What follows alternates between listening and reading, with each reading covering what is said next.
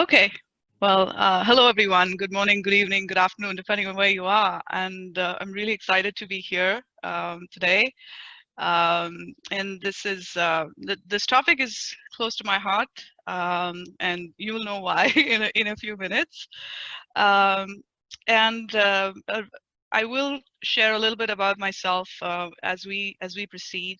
First of all, I just really wanted to start us off on a note of gratitude.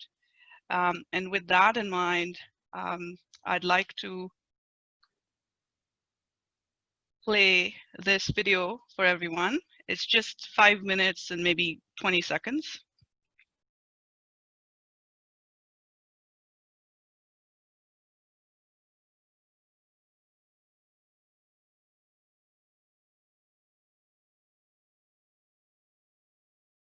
Another 20 for it to spool.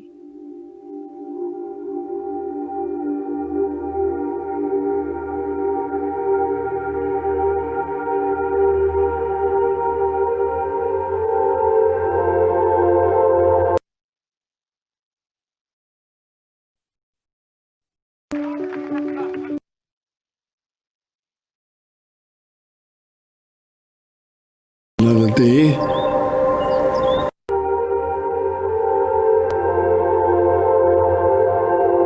You think this is just another day in your life? It's not just another day. It's a one day that is given to you.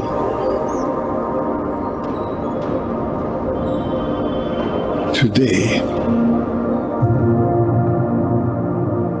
It's a gift. It's the only gift that you have right now. And the only appropriate response is gratefulness.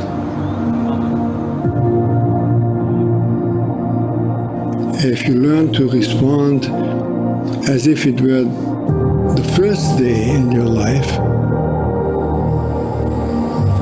and the very last day, then you will have spent this day very well.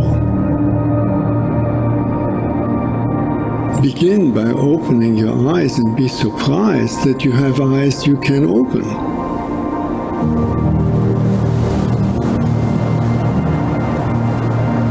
That incredible array of colors that is constantly offered to us for pure enjoyment.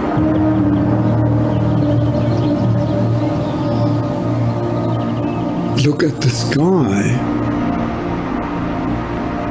We so rarely look at the sky. We so rarely note how different it is from moment to moment with clouds coming and going. Open your eyes, look at that. Look at the faces of people whom you meet.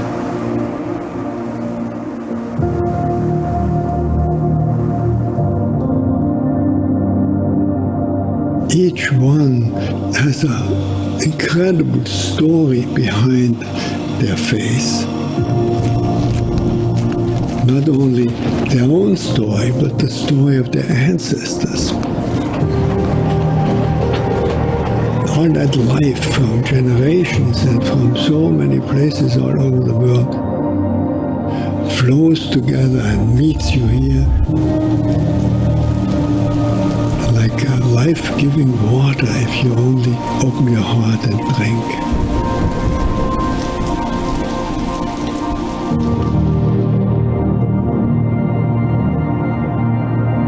Open your heart to the incredible gifts that civilization gives to us.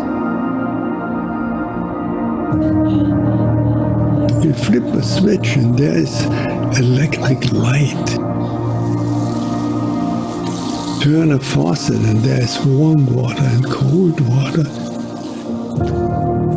and drinkable water.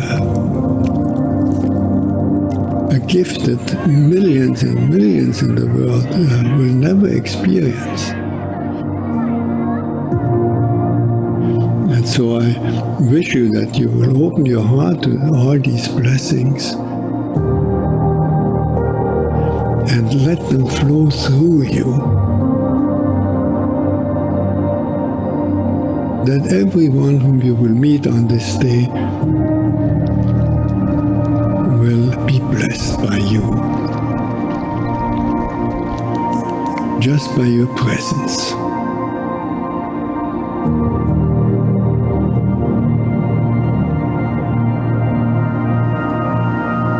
Let the gratefulness overflow into blessing all around you.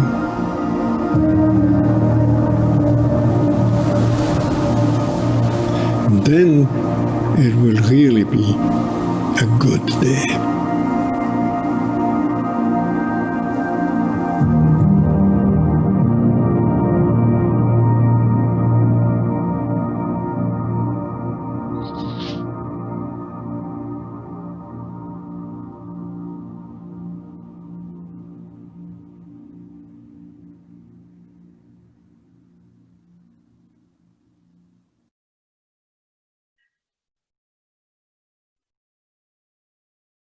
I always find it very hard to start speaking right after listening to this. This is a meditation that's part of my daily routine, especially my morning routine, and it always reminds me how much I have and how much most of us have, regardless of what's going on around us, and the simple things that we can all be grateful for. So I felt it was only appropriate for me to start my session with this, because one, I'm incredibly grateful for this opportunity, and number two, I think more importantly, I'm grateful for the timing of my session.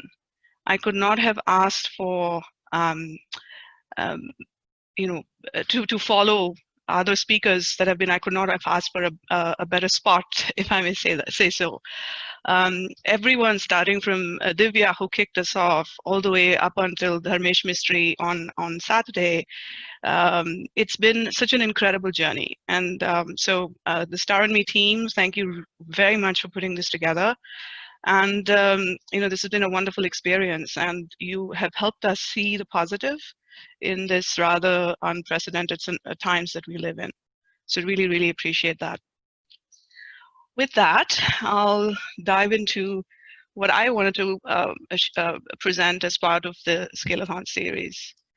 So this is a little bit about me. I've originally from India, born and raised in India. Lived in different parts of India. I'm originally from the south, and I speak 4 different languages because I've moved around a lot within India. And I moved to the US in 2008, so about 12 years ago.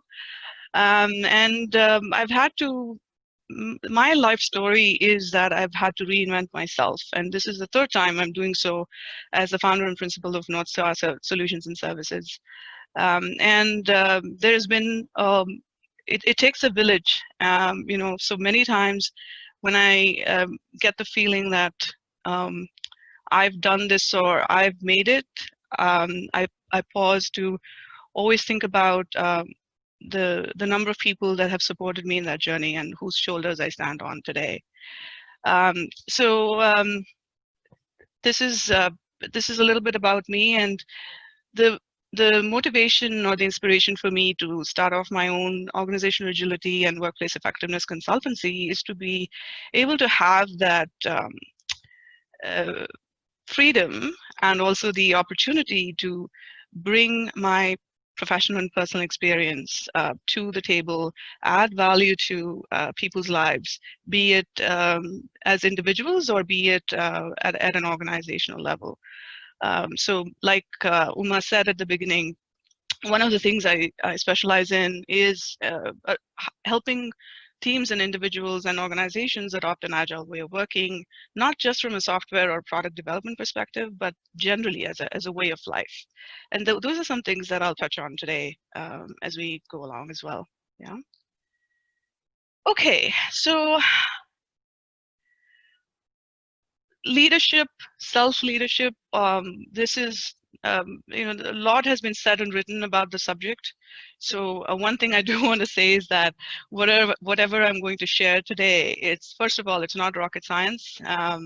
Secondly, except for maybe a couple of little nuggets, I'm essentially I'm the conduit. I'm like the vessel that's bringing you the research and wisdom that's already available on this topic, and I'm trying to present that to you, in a like a one-stop shop. So I wanted us to take a look at what is self-leadership? What are the different perspectives that are out there already? And why should we care about it? What's the business case? And once we understood that, how do we, I would like to share some of my personal tips and tricks, and also some already available frameworks that we can use to figure out our own leadership style. And then lastly, some ways to operationalize that. So that's what we're going to look at today. Okay. When you look around, there are a lot of definitions. And something that occurred to me is that a lot of things that, especially in the field of leadership development and management, I don't know about you, but I definitely grew up thinking that a lot of these concepts are new, are modern, contemporary. And when I did some digging, I found that that could not be more untrue. So there are some. It goes back as far back as hundreds and thousands of centuries, and we have this wisdom that's already out there that speaks to self-leadership. And now switching, moving along and finding some contemporary definitions. So Andrew Bryant, talked about as a self-leadership guru. This is his definition. And what I've done is the pieces of this definition that spoke to me, I've highlighted those in blue text. So if you look at it, it's about understanding who you are. So that whole self-awareness, self-assessment, and then trying to move towards action. What is it that you can do with that understanding? And then that's what put together that's your map, and that's your GPS, if you will, on what you want to do with your life.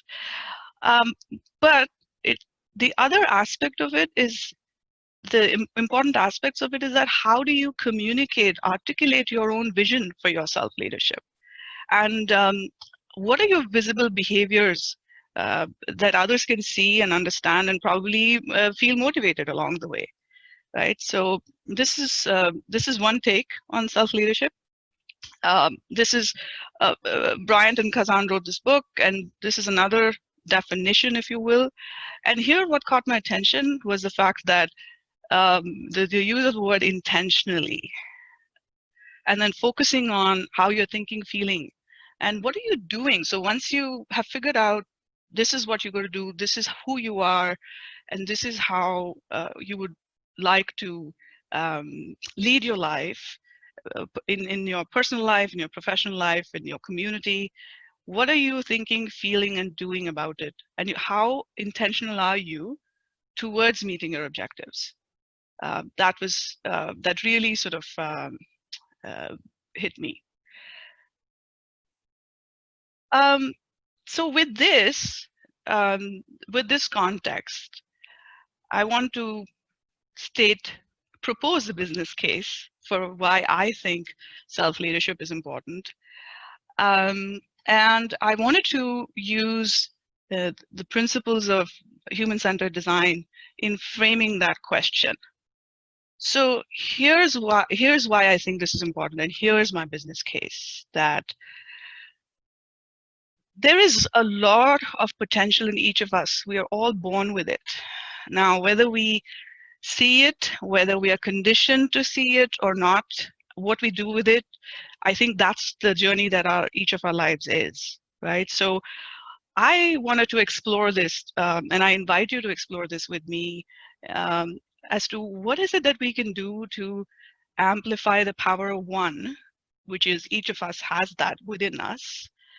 And as Mahatma Gandhi used to say, be the change that you want to see. So what can we do as individuals to amplify the power of one that resides within each of us, to create the world that we want to be in instead of waiting for someone else to do that for us.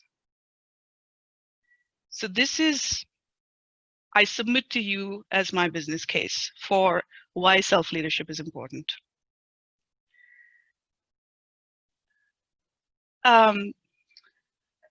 Okay, now that I've made my case, so what? Before we go there, I actually wanted to go back to my first slide, if I may.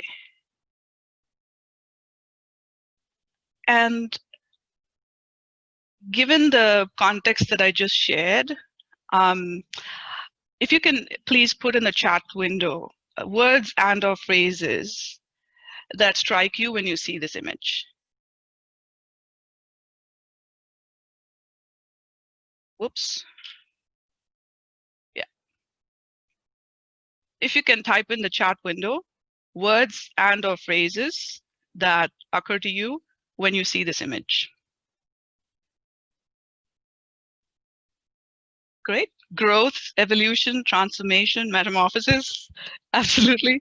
Development, strength, transformation, coming to life, beauty, strength, hope, building wings, growing by ourselves with confidence. Great.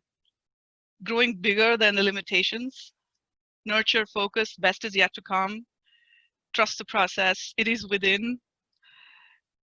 Wonderful. Really, really poignant responses there. And you know, I felt all of that when I saw this image. This is a stock photo that's available within PowerPoint. And when I looked at this, it prompted me to actually go back and review some of my middle school biology. And I learned something. And I learned that the larva, pupa, I'm probably messing up the stages. What I learned is that this beautiful creature, first of all, is not born this beautiful. Yeah, number one. Number two, as a larva or a pupa, when it uses its own resources, of course nature has provided it with that, to build that cocoon within which it has to stay within that cocoon for a total of 14 days. Talk about quarantine, huh? So and what comes out is this beautiful butterfly that we see. But getting out of the cocoon, the butterfly has to do the job, do the work on its own with the resources that nature has provided. So when I was thinking about putting my material together for this discussion today, and when I saw this image and when I did that additional backup reading on it, I was just astounded to see how well it fits. You know, it fit the topic that I wanted to talk about. So it's absolutely correct, and that's exactly what a lot of you have said, right? So it's transformation, but the point is that the power is within us, and I think that the more we realize it and the more we are able to use that, we become the power for the greater good. So that's the one point I wanted to drive home. Please keep your comments coming through in the chat. I can every once in a while I can stop and look at that. I'm also doing a quick time check. All right. Give me one sec.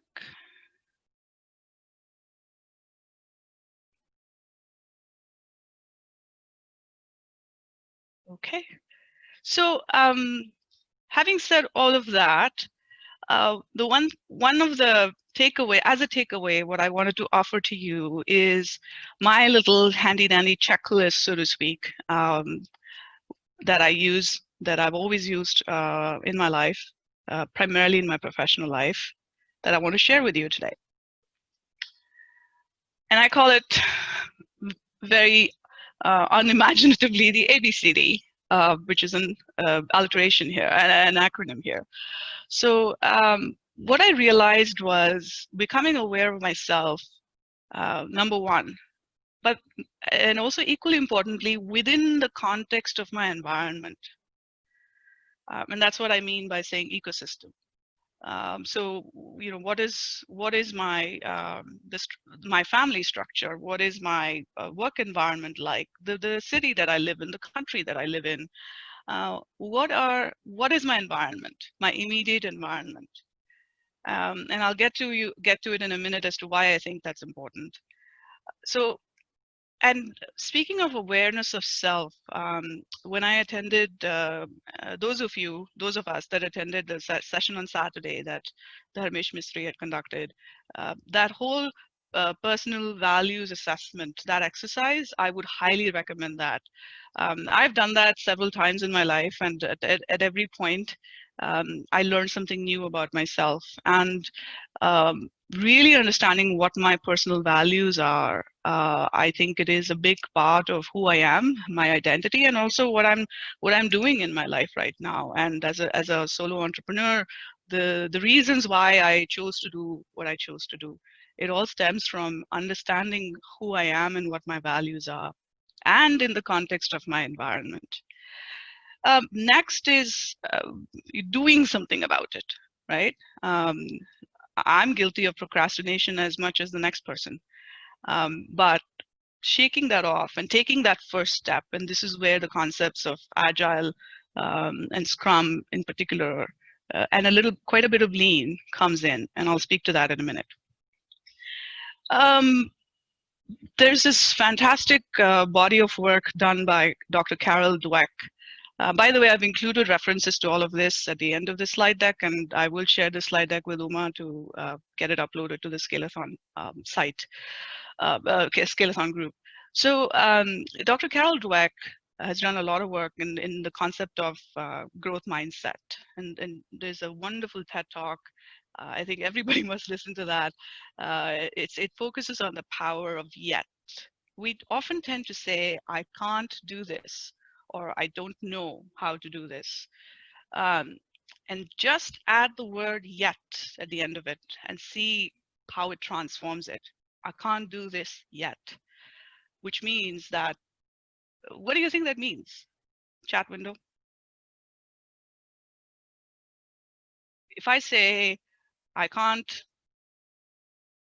know how to swim, and then I say yet, what am I doing by saying that? Yeah, I'm learning it. I can learn. I'm not ready. I don't have time right now. Yes.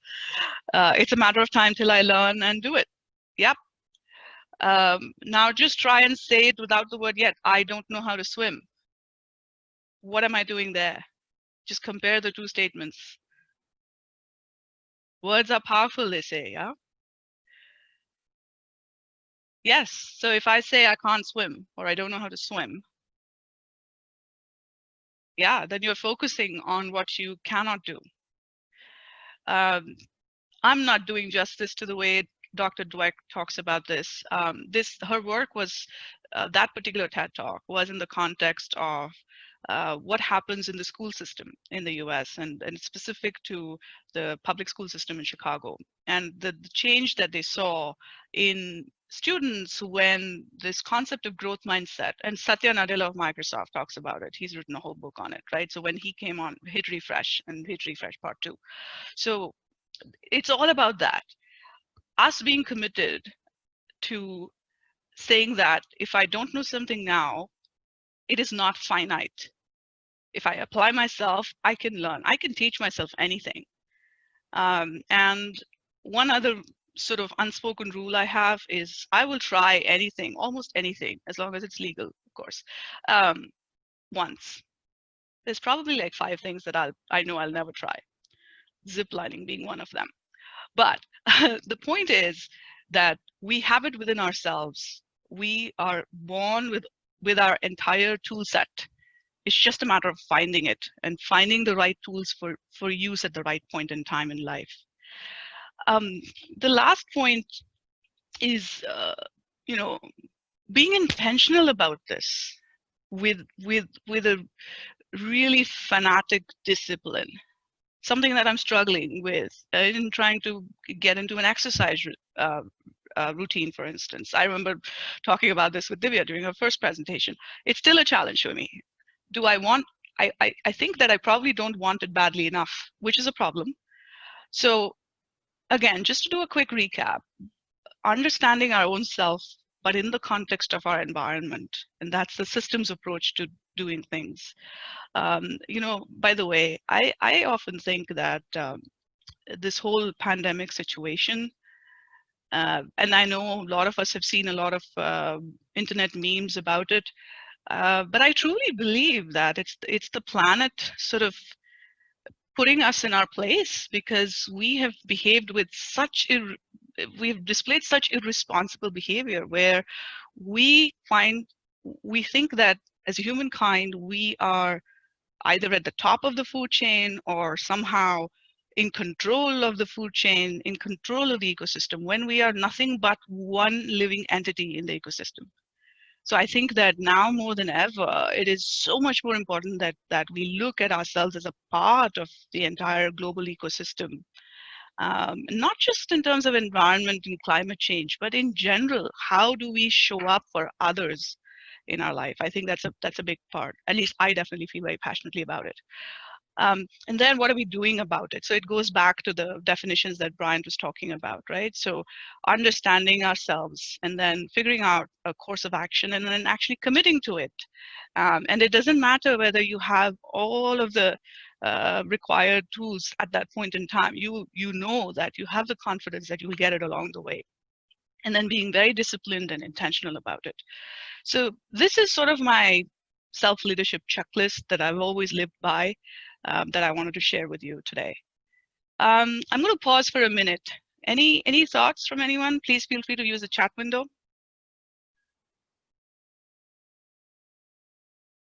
Is there any one of the ABCD that speaks to you more than others?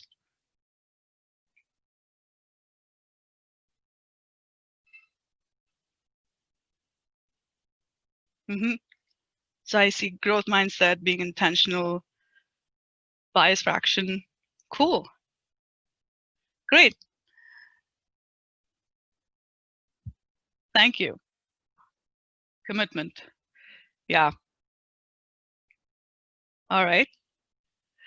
All right. So now that I've talked about my little checklist, I wanted to talk about some ways of that have worked for me, of operationalizing this.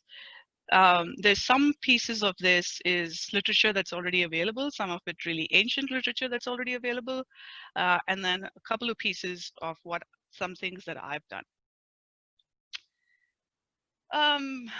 The first time I saw this concept of Ikigai, some of the other speakers in the Scale-a-thon series have made references to this before.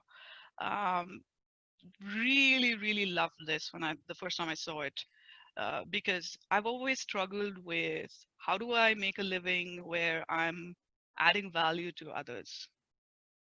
And so when I saw this image, the analyst in me really loved it, loved Venn diagrams. So just take a minute to look at, you know, how do you work towards finding your sweet spot? And this goes back to me talking about understanding yourself in the context of your ecosystem, in your environment. What does the world need? What do I love? What does the world need? And what am I good at? At the same time, I need to make a living. So what can I be paid for? And then you find all these four things. And yes, we may think that not everyone finds their ikigai, but believe me, if you try hard enough and apply yourself, you'll get close to there. And as what I have found work for me is if I show up as who I am, and my words and actions are congruent to each other, more often than not, people do see the value. And that's how I have chosen to work towards my ikigai. I see something on the chat. So this is one of the things you could do. So I'm not saying necessarily there's a sequence of operationalizing it. This is one method that I've experienced and it works for me. Okay, if I can. Okay. The next thing that I'm going to talk about is courage over comfort. You know, growth happens, and I think it was Uma who'd written a blog on this on the Star and Me platform. True growth happens outside of your comfort zone. And to really get there, there's courage. Yes, there is environmental hassles. There is environmental limitations. And particularly for us as women, we probably face more of those. We have more hoops to jump through. But it takes courage. And I think courage is what will get us over that. So this is my little flow chart, if you will, of how to get to that. Number one, figuring out your values. And again, please use that personal values assessment. And I can share the link one more time for those of you who missed Dharmesh's session. It just helps you clarify what do you really stand for. And the way the assessment works, it forces you to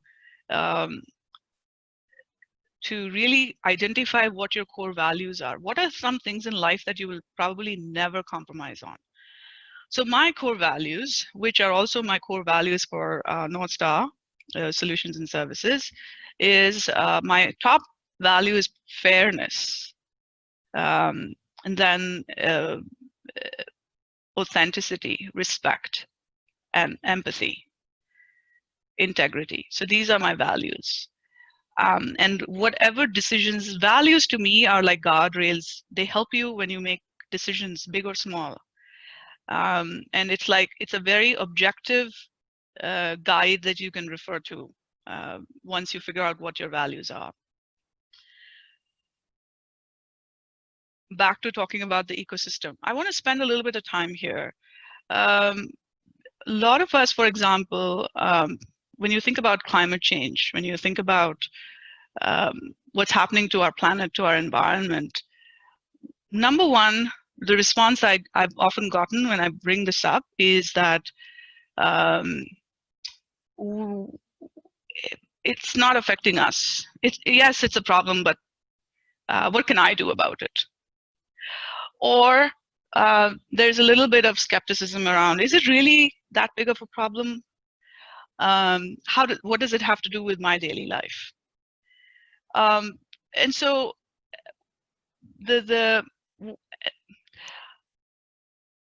I'm working on conducting another event just now, and I did some basic survey in the beginning, and it was interesting for me to see that people who chose understanding more about what's happening to the environment and the planet, that being as important, they were folks that lived on an island nation. So we tend to think that. Two things struck me in that. Number one, those of us that generally live, let's say, in a landlocked place or in the center of a region away from water bodies, we really didn't care too much about it. Number two, the fact of the matter is probably felt more by people that live close to the water or on islands. So this is just an example. There's a lot that's happening around us. So in the context of India, for example, during the lockdown right now, the folks at the bottom of the pyramid, which is true actually in anywhere around the world, folks at the bottom of the pyramid, they're the ones that get crushed, and they are the ones that take the longest, and sometimes they never make a comeback from that. And those of us who have, all of us on this call are definitely privileged because we are here. We have the technology that works for us. We are connecting with people from around the world for an hour and a half on a weekday. This is a big luxury, right? But we stand on the backs and shoulders of others that make this life possible for us. So understanding what that ecosystem is, what am I doing with the skills and tools that I have for my ecosystem? Think about that.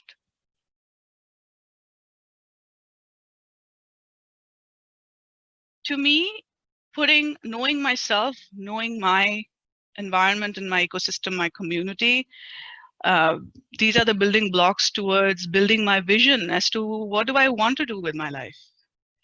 And that's my vision. So my vision at North Star is to promote organizational agility through inclusion, because I believe in it, because my values are based in fairness. It is important for me that everybody, regardless of where they come from, who they know, who they are, what they do, feel included in their context, in conversations that take place in their context. So that's what drives my vision. If you're going to work towards something, if you're going to put in your effort, what is the impact that you're going to make? Getting a sense of that. What do I want to do? Do I want to touch people's lives one at a time? So do I want to focus on, let's say, individual coaching? Do I want to scale up that impact? So do I want to focus on organizations where I can touch more people in one interaction, right? So figuring out where is it that my effort will have the most impact, biggest bang for your buck, yeah? And to me, understanding who I am, what do I stand for, and then understanding where is it in my ecosystem that the needs are the most. I think that's very important to understand the kind of impact that you want to leave behind. This was something, another Venn diagram. This is actually something that my mentor shared with me. He went to a group, like a conference, and they talked about this. And each conference attendee, was asked to bring statements. That was their pitch. So what does it mean? What do I have? So what do I got? Like an American slang way of saying it. What do I got? What do I give? What do I want to give? And what do I want to get? So this was like a networking event where each of them had to talk about that. I thought, wow, this is great, right? So I used that when I was building my vision for my business. And I'm like, okay, what do I have? What are my skills? What do I want to get out of this? I do want to make money. I do want to make a living. And what do I want to give? So there is a big working for a nonprofit, volunteering my time is a big part of what I want to do and what I do. So understanding this whole matrix of the give, God, get, it again kind of builds towards that bias for action.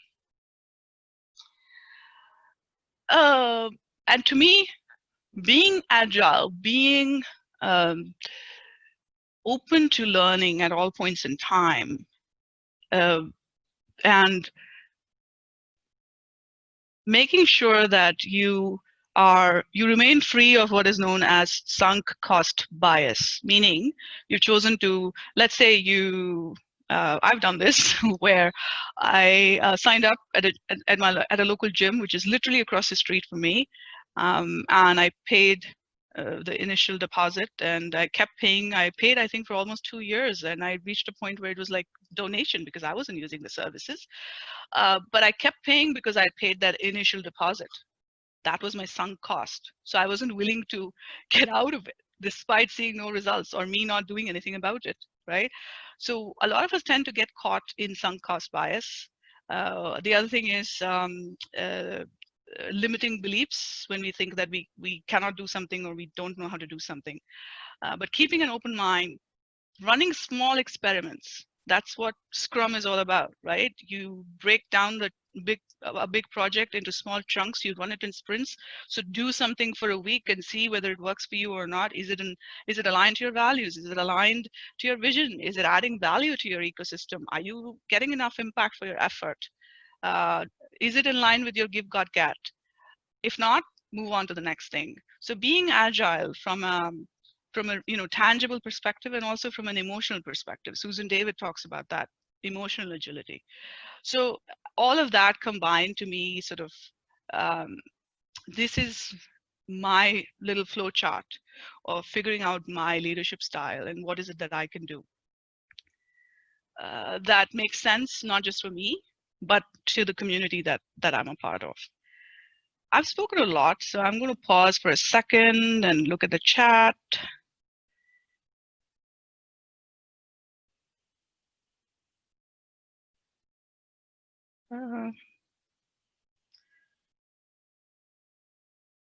Okay. All right.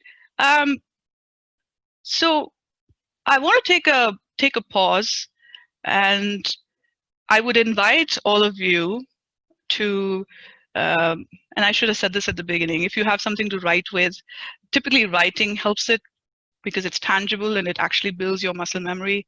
So it would be lovely if you can write it, but if not, type it. Um, I'm going to bring up that slide again and just spend a few minutes, and I'm doing a quick time check here. So I have another 45, roughly 40 minutes. So let's take about 2 or 3 minutes and just think about your values. And actually, let me bring up I'm going to share the link again for the personal values assessment. It's a free tool and it sends you the results in a minute. What you are required to do, this is the tool. What you're required to do is choose, sorry, my calendar beeped just now.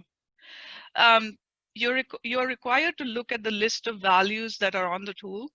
You have to choose 10 and just choose, and I think that the limit on the number of values that you can choose really helps you focus, because then you really have to do that little mental gymnastics of figuring out which values are really important to you.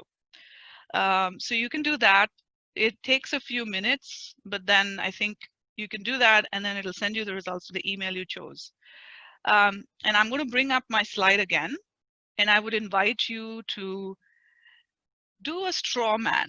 This whole exercise of figuring out what your values are, what your ecosystem is, impact versus effort. This is a exercise that typically, like, it took me weeks to do that. And I've before I actually had that model, I realized that I've been doing it most of my life, but I didn't call it that. But when I decided to switch from being fully employed to becoming self-employed, I did a lot of work, and this was part of that. So it does take some time. So I'm going to bring up that, and I'm going to invite you to make your own notes about some of those things that I've shared, and then we'll go back to the next thing.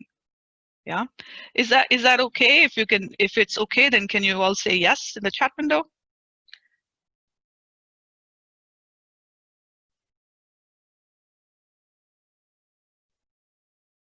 Yeah, okay, cool. So let me bring my screen up. Give me 1 second. You can already, those of you that are interested, please do the values assessment right away. You don't have to wait for that. And I'm going to bring my slide in a minute.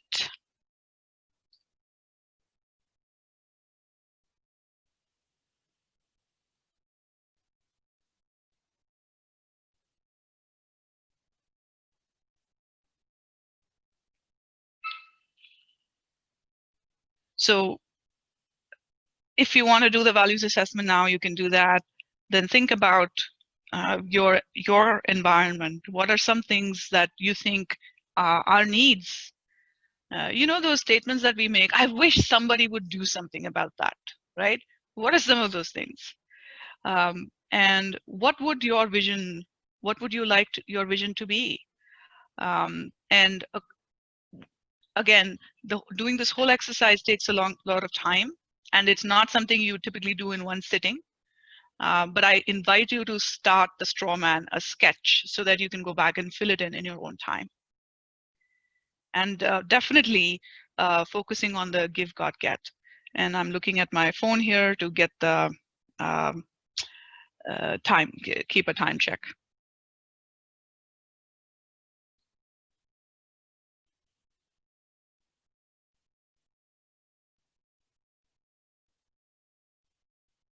And I also have my chat window up if you have any questions.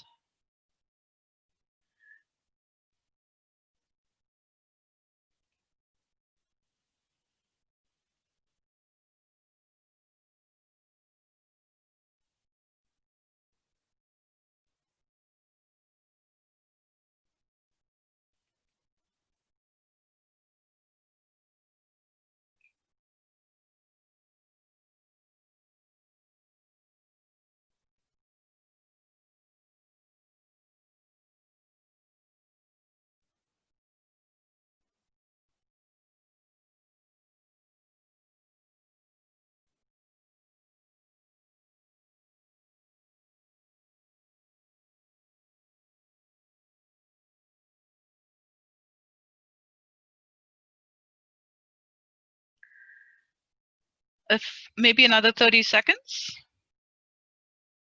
Cool. All right.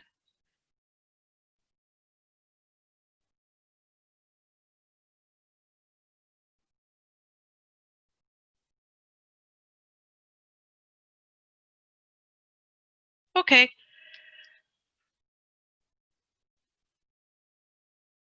Do keep that paper and pencil or pen handy, and or your laptop, wherever you were making notes. Great. Thank you. Thank you for that feedback. So the next thing I wanted to talk about is how many of us have to-do lists? Please say yes or no in the chat window. To-do lists. Yeah. Oh, I love whoever said no. That's so liberating, because I feel like I make these to-do lists and they just sort of hang over my head. Um, I definitely do not do grocery lists. I walk around the store and pick up whatever I think I need, which is why my husband refuses to go grocery shopping with me. Yes, Padma, no worries. I'll catch you up later. Thank you. Have a list for everything. Okay, great. So now I want to ask you, what about a to-be list? Yeah. Because if we have figured out our values, we figured out our vision, we figured out what we want to do. That again goes to the to-do list. What about to be? How do you want to show up today? What do you want to be? So I invite you to fill this out for yourself. Padma says she has a list, to-be list too. That's great. I found this useful in clarifying for myself what I want to be or what I'm going to be. And again, practice the concept of agility, Scrum development, software development, and break it down. I found this useful to help me meet my goals.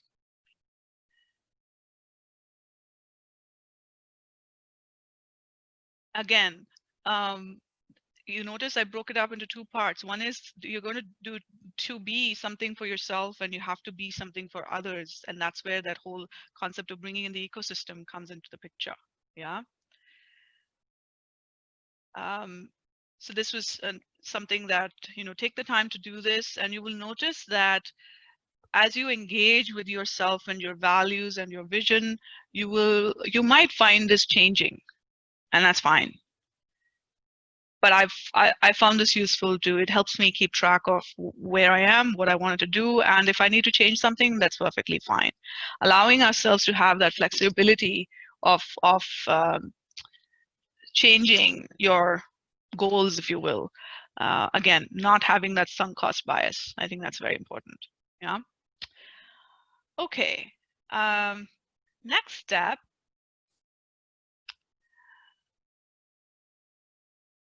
I wanted to, again, just take 30 seconds and make a promise to yourself. And you're free to share this in the chat window today, but this is more for yourself.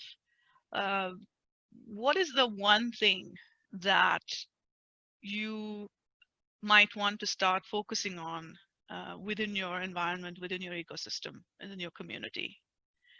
What is the one thing that you would want to do differently for yourself? If you can just jot that down.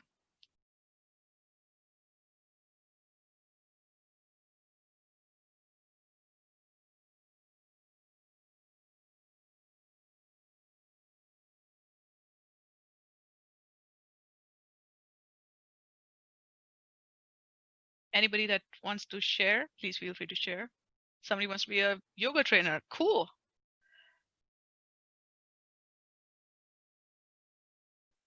That's interesting, and that's unique, because then you can do that for yourself and you can do that for others. Yeah. Fitness trainer. Wonderful.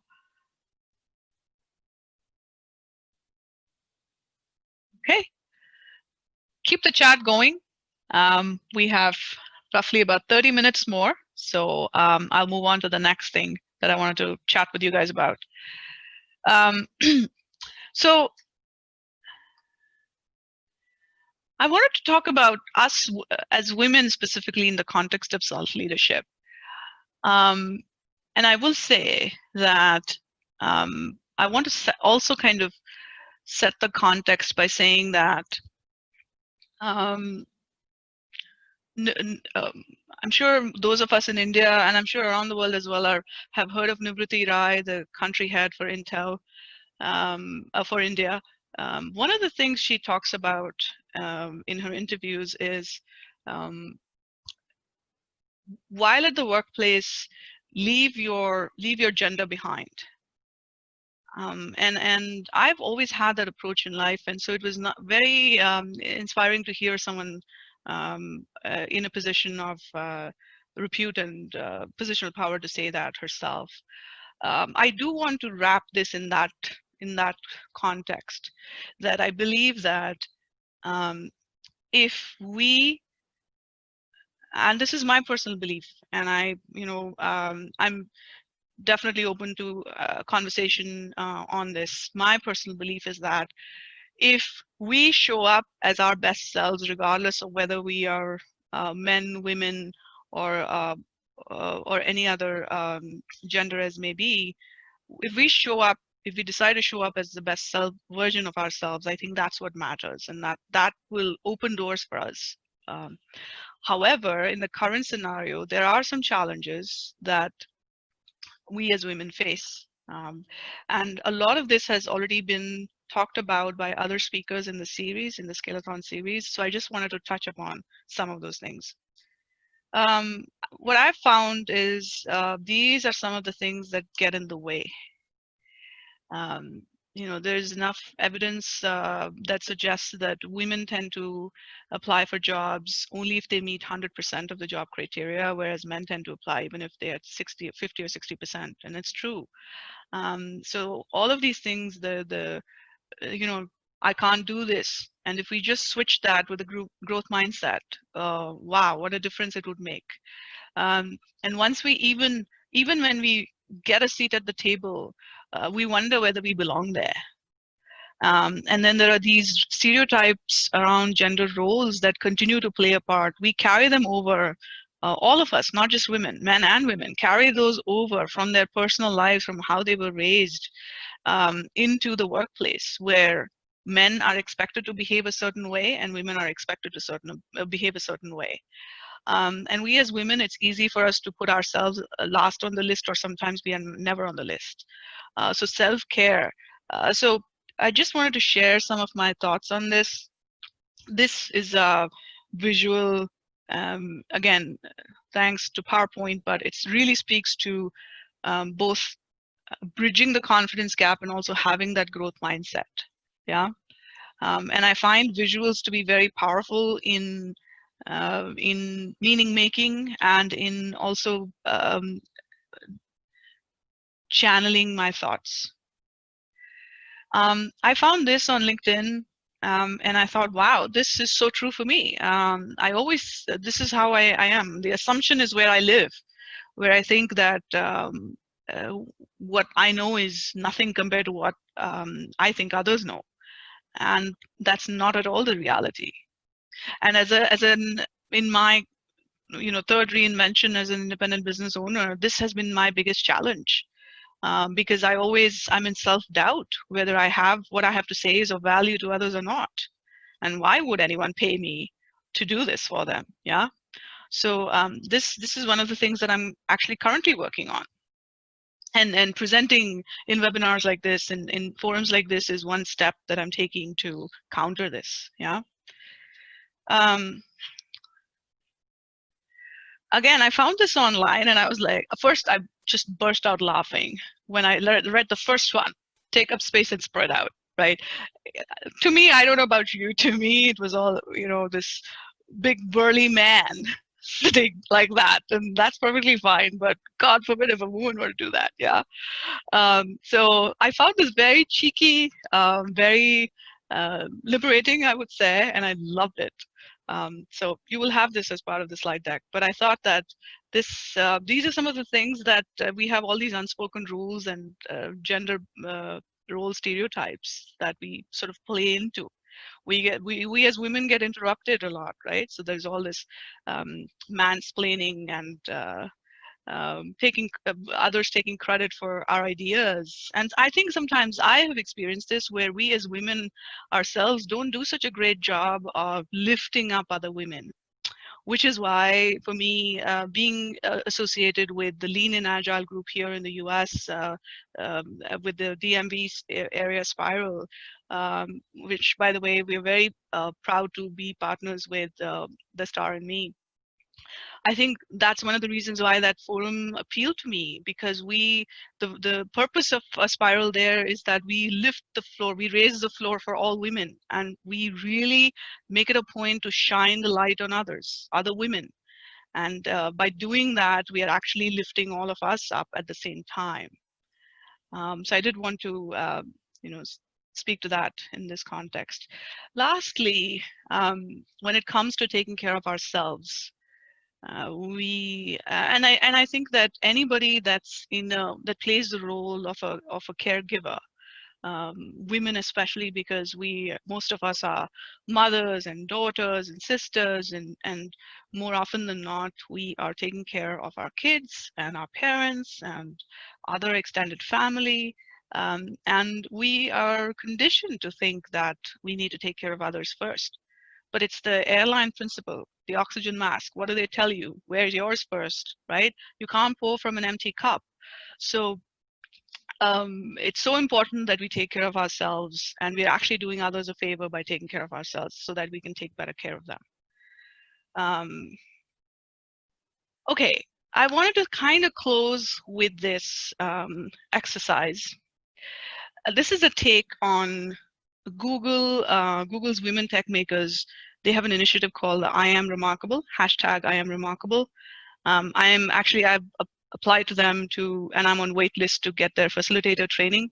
But as a tribute to the Star and Me platform, I took the liberties, some poetic license, if you will.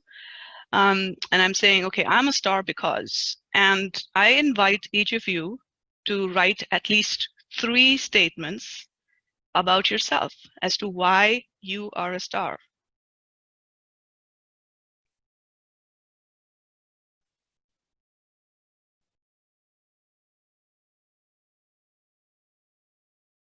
And you can feel free to share it in the chat window. Take 30 seconds to write or type 3 statements as to why you are a star. I am a star because.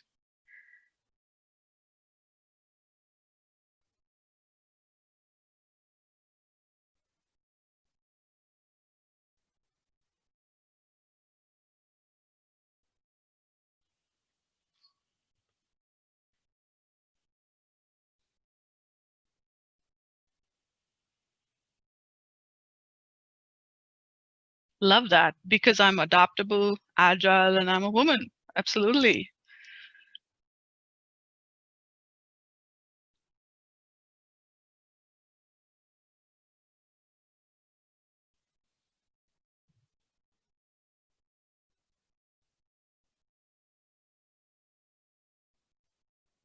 I'm talented, skillful, and kind. I'm unique. That's powerful.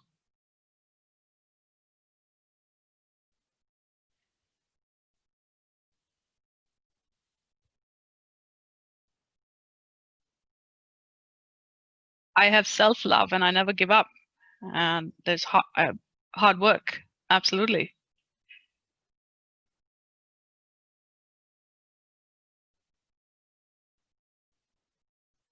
I'm a star because I make an authentic value addition to another human. Wow. Because I empathize. I'm a good listener and I'm a hardworking person. Absolutely. I'm passionate, committed. I love myself. This is great stuff. I would actually invite you to, wherever you wrote that, and if you typed it, please write it down and make a little artwork out of it and hang it in your space, be it your home office or your work desk, wherever it may be. I think that more often than not, we forget to give ourselves credit for who we are and what we bring to the table, and we as women particularly are not so great at that. Absolutely. We actually did this exercise with Leah, the Lean and Agile DMV Spiral meetup, and we got such very similar responses, very self-empowering responses, and it was a, you know, um, I don't know about you, but it always leaves me feeling more inspired. So I write it down and then I look at it every now and then when I need some inspiration. So one of my statements was, I'm a star because I bring people and communities together. And you know, it took me a long time to give myself credit for that and to acknowledge myself for that. So thank you. Thank you for sharing all of that. I do have a couple of more takeaways.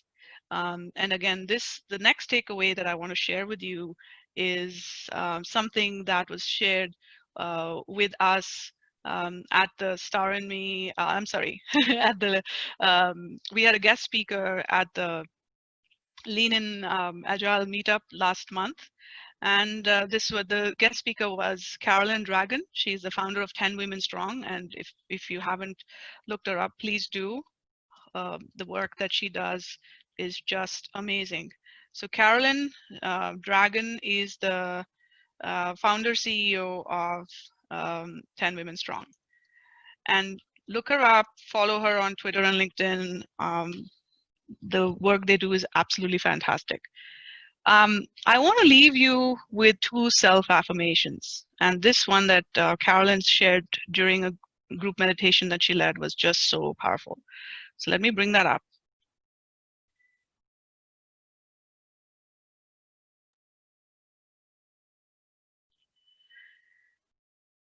And feel free to say, I am enough, I have enough, and more than enough is on its way for me.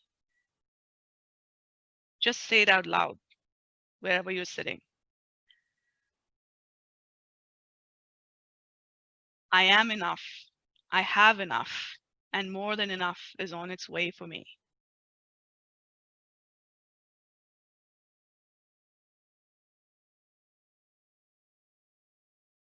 Feel free to share in the chat window any emotions that are coming up for you right now.